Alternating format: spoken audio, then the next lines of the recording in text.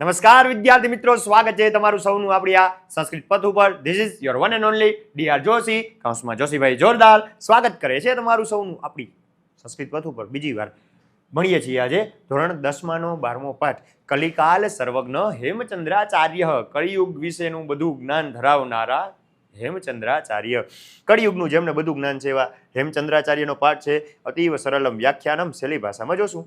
પણ એની પહેલા થોડુંક જોઈ લઈએ કે તમને પૂછાય છે હેમચંદ્ર વિશે ટૂંકનોંધ. 12મા પાઠમાંથી ઘણી વખત હેમચંદ્ર ઉપર ટૂંકનોંધ પૂછાતી હોય તો એ આપણે ખબર હોવી જોઈએ ને સાહેબ, હોવી જ જોઈએ.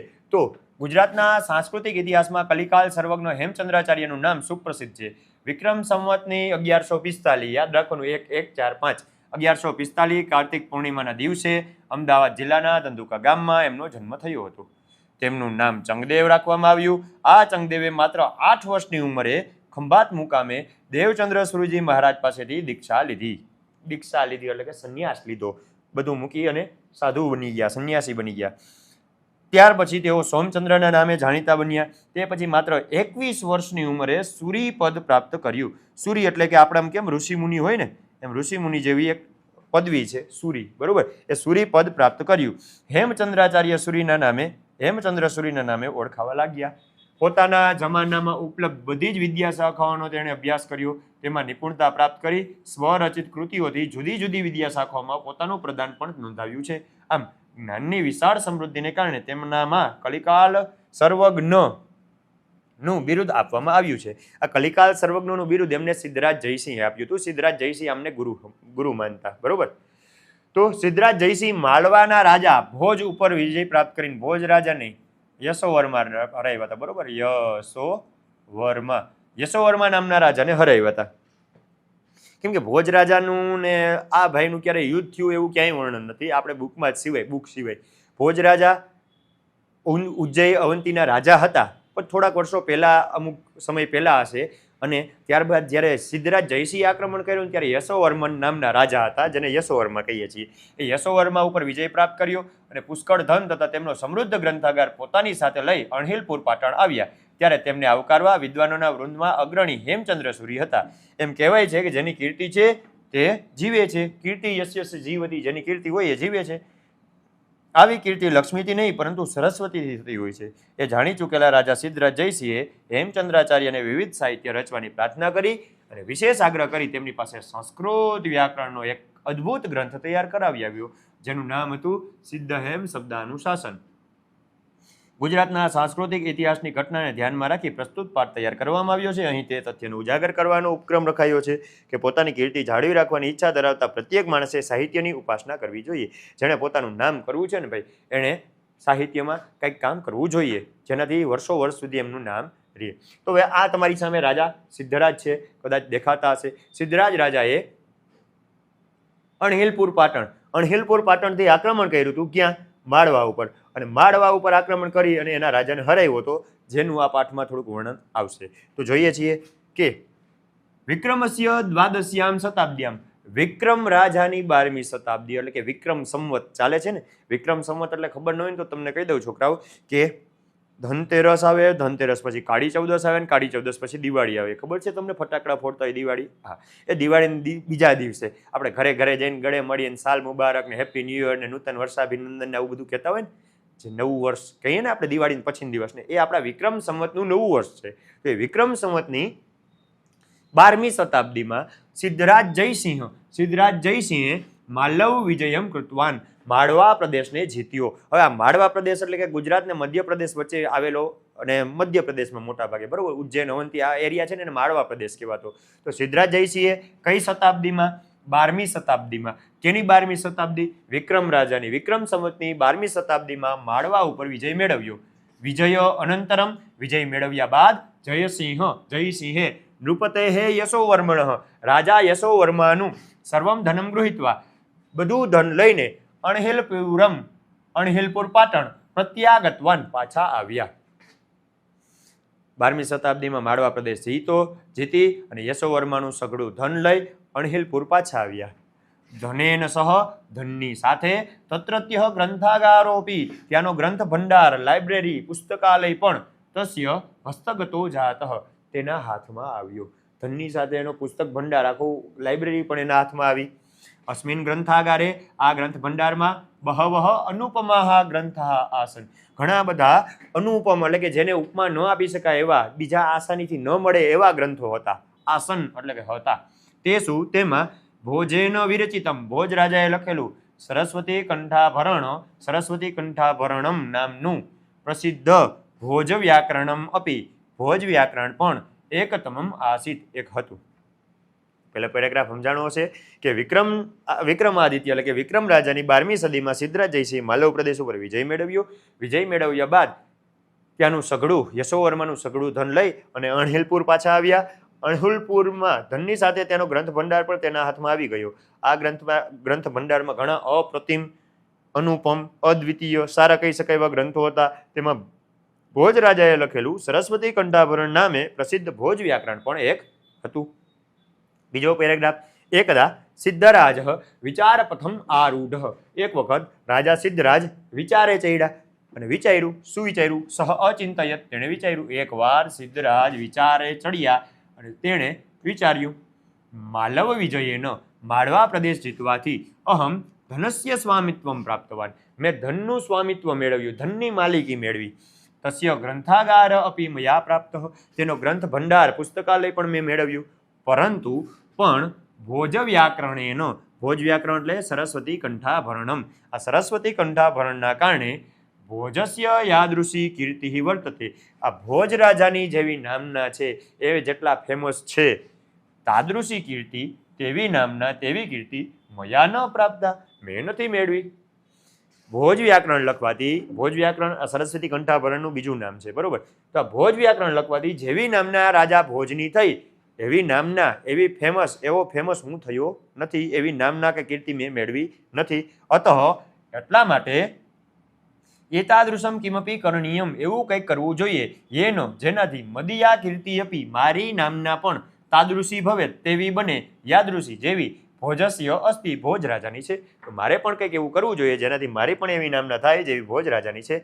તો ભાઈ આ વિચારે ચડ્યા કે માળવા જીતવાથી મને ધન મળ્યું, એનો પુસ્તક ભંડાર મળ્યો, પણ આ સરસ્વતી કંઠાભરણના કારણે ભોજ રાજાની નામના હતી, એવી નામના મને હજી નથી મળી. તો મારે હવે એવું કંઈક કરવું જોઈએ જેથી મારી પણ એવી નામના થાય જેવી ભોજ રાજાની છે. સમજાણું?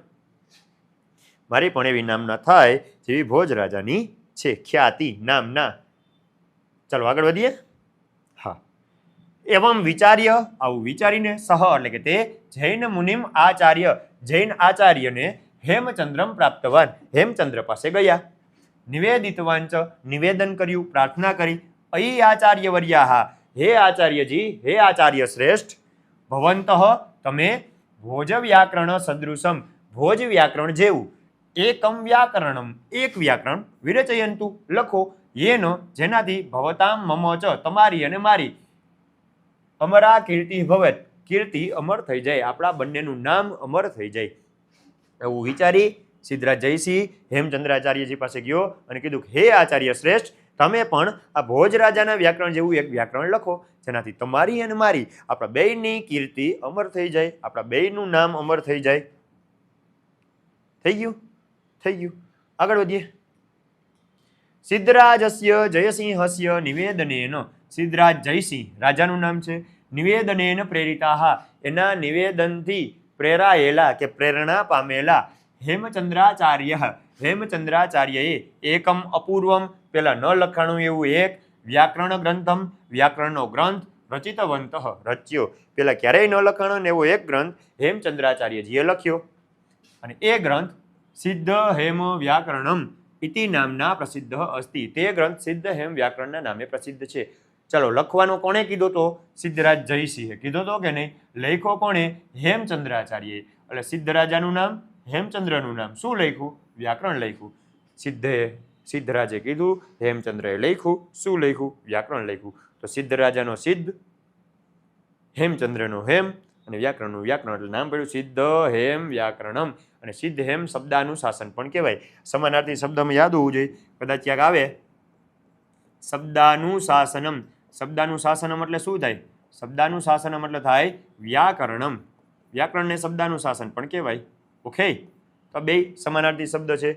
હવે એ સિદ્ધેમ વ્યાકરણમાં અષ્ટૌ અધ્યાયા સંતિ, એટલે કે આ જે ભાઈ વ્યાકરણ લખ્યું એમાં કેટલા અધ્યાય છે? 8 અધ્યાય છે. તેસુ પ્રારંભિકેસુ સત્સુ અધ્યાયેસુ, આ 8 માંથી જે પહેલા 6 અધ્યાય છે ને એમાં સંસ્કૃત ભાષાયાહ, એટલે કે સંસ્કૃત ભાષાનું પહેલા 6 માં કઈ ભાષાનું વ્યાકરણ છે? સંસ્કૃત ભાષાનું. અને અંતિમયોહો દ્વયોહો, જે છેલ્લા 2 અધ્યાય છે તેમાં પ્રાકૃત ભાષાણામ ચ, તેમાં પ્રાકૃત ભાષાનું વ્યાકરણ અપી અસ્તિ પણ છે. તો મતલબ સિદ્ધરાજ જયસિંહના નિવેદનથી પ્રેરણા પામેલા હેમચંદ્રએ એક વ્યાકરણ ગ્રંથ લખ્યો, સિદ્ધ હેમ શબ્દાનુશાસન નામે પ્રસિદ્ધ છે, જેમાં કેટલા અધ્યાય છે? 8.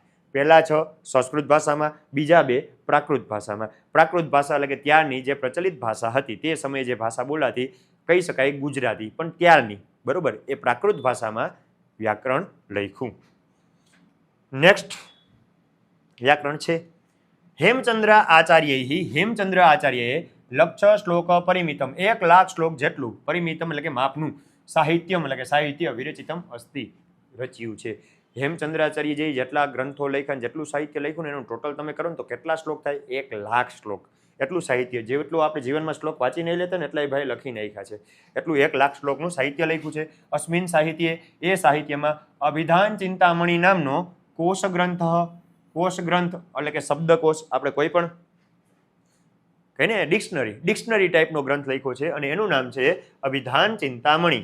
ચાલુક્ય વંશોત્કીર્તનમ નામનું, ચાલુક્ય વંશોત્કીર્તનમ નામનું સંસ્કૃત પ્રાકૃત ભાષા નિબદ્ધમ, સંસ્કૃત અને પ્રાકૃત બે ભાષામાં હોય એવું દ્વ્યાશ્રયમ એટલે કે બેનો આશ્રય લીધો હોય એવું મહાકાવ્યમ, મહાકાવ્ય લખ્યું છે.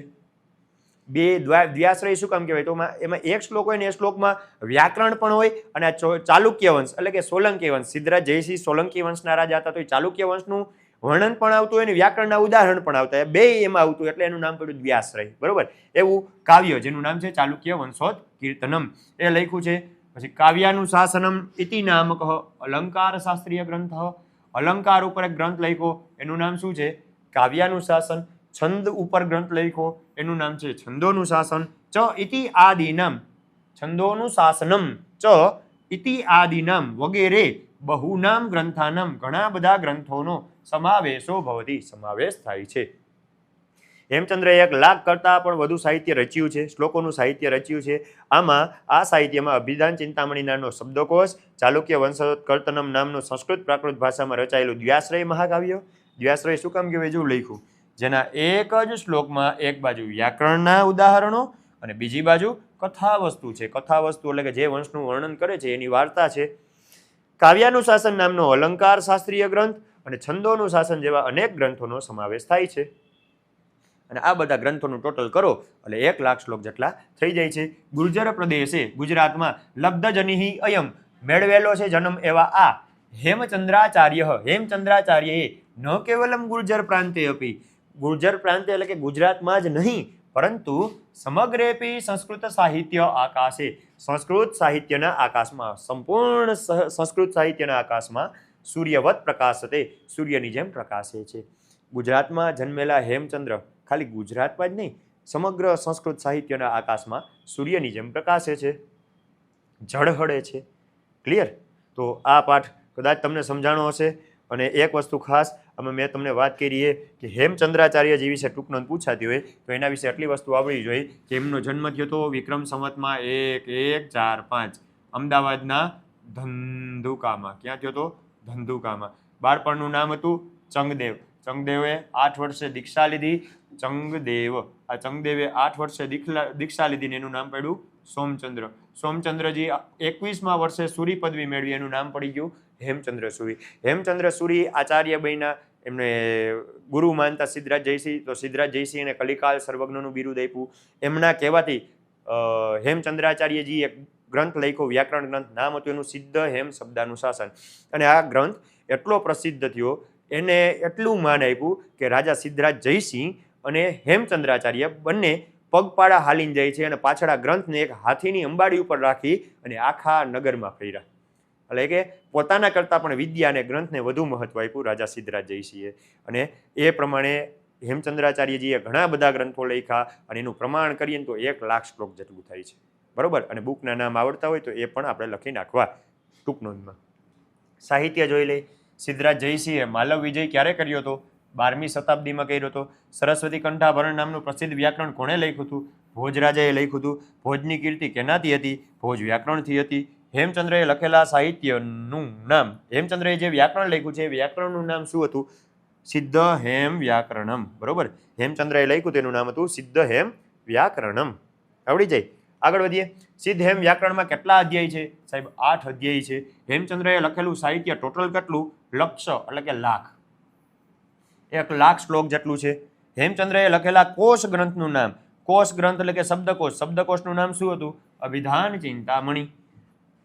અભિધાન ચિંતામણી નામનો કોષ ગ્રંથ લખ્યો હતો. નેક્સ્ટ આગળ વધીએ. જયસિંહે કયા રાજાને પરાજિતવાન હરાવ્યો હતો? જયસિંહ રાજાએ કયા રાજાને હરાવ્યા હતા? યશોવર્માણમ. યશોવર્મા નામના રાજાને હરાવ્યા હતા. યશોવર્માણમ અણો લખ્યો છે છેલ્લે. ભોજે લખેલા વ્યાકરણ કયા નામે પ્રસિદ્ધ છે? ભોજ રાજાનું વ્યાકરણ પ્રસિદ્ધ છે સરસ્વતી કંઠાભરણમ. સરસ્વતીના કંઠનું આભરણ. આભરણમ એટલે ઘરેણું. સરસ્વતીના ગળાનું ઘરેણું એટલે કે સરસ્વતી કંઠાભરણમ. કેના નિવેદનથી પ્રેરાયેલા હેમચંદ્રએ વ્યાકરણ ગ્રંથ લખ્યો હતો? કશ્ય નિવેદન. કશ્યની જગ્યાએ શું લખવાનું? કશ્યની જગ્યાએ શું લખવાનું? સિદ્ધરાજ જયસિંહસ્ય. સિદ્ધરાજ જયસિંહસ્ય. સિદ્ધરાજ જયસિંહના નિવેદનથી પ્રેરાયેલા હેમચંદ્રએ વ્યાકરણ લખ્યો. સિદ્ધ હેમ વ્યાકરણના 6 અધ્યાયમાં કઈ ભાષાનું વ્યાકરણ? જે ભાષામાં તમે ભણો છો સંસ્કૃત. સંસ્કૃતસ્ય. પહેલા 6 અધ્યાયમાં સંસ્કૃત ભાષાનું, છેલ્લા 2માં પ્રાકૃત ભાષાનું હતું. આપણે ખાલી પહેલા 6 નું જ પૂછ્યું. અલંકાર શાસ્ત્રીય ગ્રંથનું નામ જણાવો. હેમચંદ્રાચાર્ય જે અલંકાર ગ્રંથ લખ્યો હતો ને, અલંકાર ગ્રંથનું નામ શું હતું? કાવ્યાનું શાસન. કાવ્યાનું શાસનમ. આ તમે યાદ રાખી શકો એક રીતે. કઈ રીતે સાહેબ? તો કે અલંકાર એટલે શું થાય? ઘરેણું. અલંકાર એટલે ઘરેણા થાય કે નહીં? હા, તો માની લો કે તમારી ઘરવાળી અત્યારથી ન હોય, પણ કોઈ ભાઈની ઘરવાળીનું નામ છે કાવ્યા, અને આ કાવ્યા છે એને આ ભાઈ ઘરેણા ન કરાવી દે તો એના ઘરમાં કોનું શાસન? કાવ્યાનું શાસન. ઘરેણા કરાવી દે તો થોડુંક શાસન રહે, પણ ન કરાવી દે તો કોનું શાસન? આ અલંકાર ન લઈ દે તો કોનું શાસન? કાવ્યાનું શાસન. આમ યાદ રાખી શકાય. ચલો, સિદ્ધરાજે જયસિંહે માલવ વિજય ક્યારે કર્યો હતો? વિક્રમ સંવતની 12મી શતાબ્દીમાં. માલવ વિજય કરીને શું શું પ્રાપ્ત થયું? પુસ્તક ભંડાર અને ધન અને પુસ્તક ભંડાર મળ્યા હતા. ભોજની ખ્યાતિ શાના કારણે હતી? ભોજ વ્યાકરણના કારણે અથવા તો સરસ્વતી કંઠાભરણના કારણે. ભોજ વ્યાકરણ કયો તો એ, સરસ્વતી કંઠાભરણ કયો તો એ. હેમચંદ્રાચાર્યએ લખેલા સાહિત્યનું પ્રમાણ કેટલું છે? હેમચંદ્રાચાર્યએ લખેલા સાહિત્યનું પ્રમાણ છે 1 લાખ શ્લોક. બરોબર. તો આઈ થિંક આ પાર્ટ તમને સમજાણો હશે. જો સમજાણો હોય તો લાઈક કરી નાખો, ન સમજાણો હોય તો કયો શું નથી સમજાણું કમેન્ટ કરો, અથવા તો આ વોટ્સએપ 9081780770 ઉપર તમે મેસેજ કરીને કોઈ પણ પ્રશ્ન પૂછી શકો છો. અને ત્યાં સુધી મળતા રહીશું આવી રીતે નેક્સ્ટ ચેપ્ટરમાં. Thank you. જય હિન્દ, જય ભારત.